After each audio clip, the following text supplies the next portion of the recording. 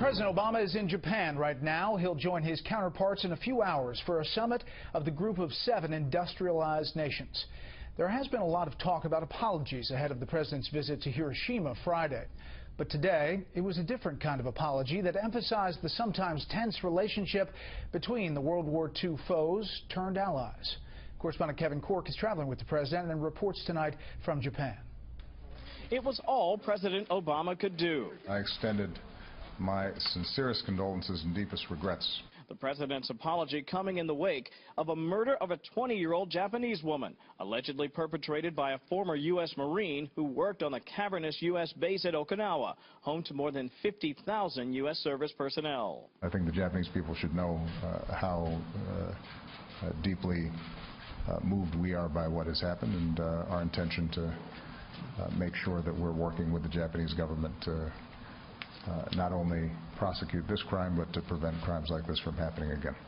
The young woman's death brought about renewed demands by locals that the U.S. military leave the island, where previous assaults, including the 1995 rape of a 12-year-old girl, has stoked a bitter resentment that lingers to this very day.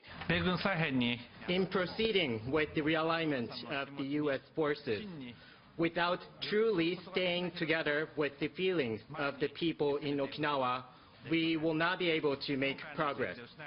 Abe's impassioned rebuke comes just ahead of the G7 summit, where President Obama finds himself trying to strengthen far more than just economic ties with this longtime ally.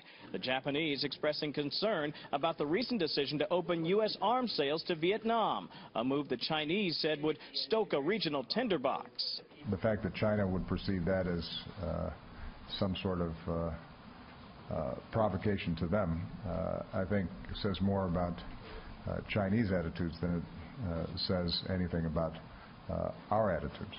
One person who appears to welcome more weapons equity in the region is GOP presidential frontrunner Donald Trump, who has repeatedly called for NATO allies and other nations who benefit from U.S. force protection like Japan to do more to pay their own way and protect themselves. I don't want Japan to arm, but it's possible that if they don't pay up, they're going to have to arm, folks, okay? They're going to have to arm.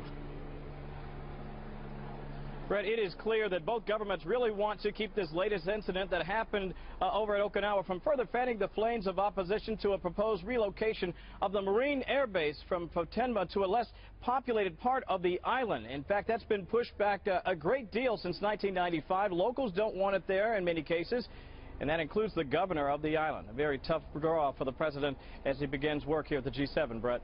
Kevin Corke traveling with the president early Thursday morning in Japan. Kevin, thank you.